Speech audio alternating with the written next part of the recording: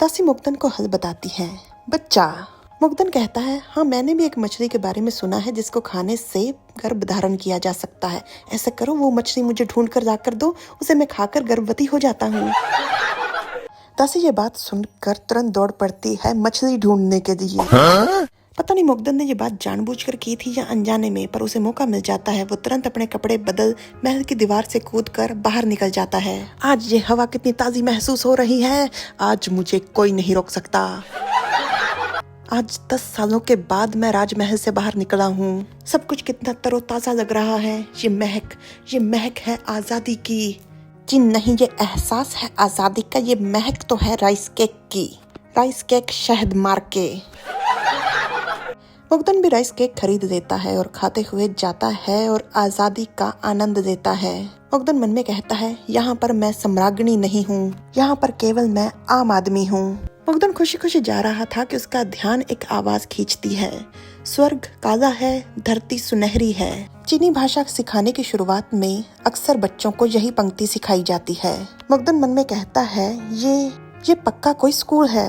इतने में अध्यापक एक और पंक्ति बोलता है। मुग्धन खुद को रोक नहीं पाता और दीवार पर चढ़कर ताका झाकी शुरू कर देता है। सच में ये स्कूल ही था। ये देखकर उसे अपने बच्चों के साथ बिताए हुए पल याद आते हैं, जब बच्चों की परवरिश की जिम्मेदारी उसकी थी। दोनों बच्चे उसकी गोद में चढ़ने के लिए मैं पहले कर रहे हैं। वो उससे अलग अलग चीजों के बारे में पूछते हैं और वो बताता है, ये चिड़िया है, ये तितली है, ये फूल है। और हर बार उत्तर मिलने पर वो खुशी खुशी कहते हैं कि रानी माँ को हर चीज का ज्ञान है।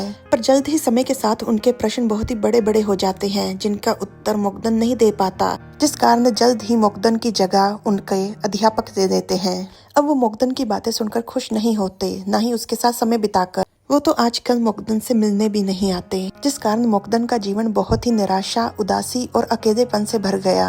वो मन में कहता है, ये बिल्कुल सही विचार है। मैं भले ही आम इंसान हूँ, पर मेरी समझदारी कम नहीं, मेरा ज्ञान कम नहीं। बस वो दोनों अपने पिता की तरह बहुत ज्यादा होशियार हैं। तो उन दोनों होशियार बच्चों की जगह मैं इन जैसे आम बच्चों को पढ़ाऊंगा।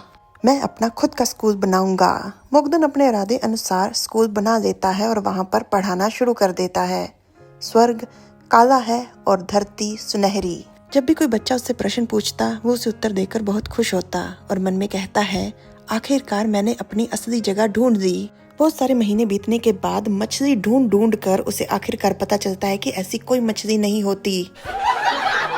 जब वो वापस लौटती है तो उसके लिए एक और सदमा तैयार था कि सम्राज्ञी दीवार कूदकर बाहर जाता है। सम्राज्ञी, आप ये सब क्या कर रहे हैं? अगर सम्राट को पता चल गया तो वो आपको सजा जरूर देंगे। मुग्धन कहता है, आज तक मुझे कोई भी पहचान नहीं पाया। दासी कहती है, मेरे कहने का मतलब ये नहीं, बाहर सड़कों पर बहुत बुरे लोग घूमते हैं। मुग्धन कहता है, आज तक तो ऐसा कुछ हुआ नहीं, वैसे भी बच्चे मेरा इंतजार कर रहे हैं, आज उनका मुकाबला है।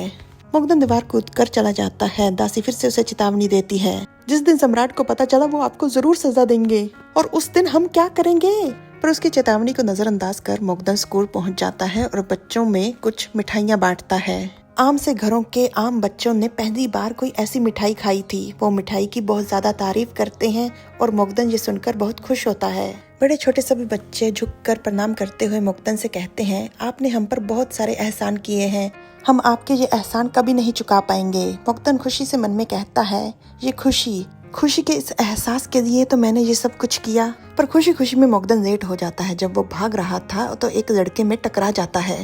मुग्धन बहुत ही बुरी तरह से जमीन पर गिरता है। मुग्धन उठता है और मन में कहता है, किसकी हिम्मत हुई सम्राज्ञी से टकराने की। पर उस लड़के की तरफ देखकर तो उड़ गए तोते। उसके मन में आता है, कहीं ये कोई अपराधी तो नहीं, ये कोई गुंडा बदमाश तो नहीं। हालांकि वो उससे पूछता है कि आप ठीक तो हैं, पर मुग्धन को उस पर शक है। वो उठता है, घबरा कर कहता है, कोई बात नहीं, मैंने तुम्हें माफ किया, जाओ तुम अपने रास्ते, मैं अपने रास्ते। लड़का कहता है, ये क्या बात हुई? एक तो आप मुझसे टकराए और माफी भी आप दे रहे हैं। मुग्धन मन में कहता है, ये आवाज तो कुछ जानी पहचानी लग रही है। मुग्धन पूरी तरह से घबरा जाता है, चौंक जाता है जब वो लड़का उसका हाथ पकड़ लेता है। मुग्धन कहता है, ये सब तुम क्या कर रहे हो? उसे दासी की कही बात याद आती है, सड़कों पर बुरे लोग घूमते फिरते हैं। मुग्धन बहुत ज्यादा घबरा गया था। वो कहता है, मुझे जाने दो, और वो जोरदार लात दे मारता है उस लड़के की। वो लड़का जमीन पर दर्द के मारे गिर जाता है और मोगदन चिल्लाकर कहता है, तुम्हारी हिम्मत कैसे हुई इस शरीर को छूने की? अगली बार मैंने तुम्हें देखा तो मैं तुम्हारे टुकड़े टुकड़े कर दूंगा। दौड़कर हाँफते हुए दीवार कूदकर आखिरकार रात के समय मोगदन महल वापस पहुंच जाता है। तासी उसका इंतजार कर रही थी और वो उससे कहता है, मैं तुम्हारी सजा मानूंगा और कुछ दिन महल में ही रहूंगा। तासी आगे आती है और कहती है, ये बड़ी समस्या नहीं, बड़ी समस्या तो ये है कि सम्राट ने संदेश भेजा है कि आज रात वो सम्राज्ञी के साथ बिताएंगे। Like, share, subscribe, comment. Thanks for watching.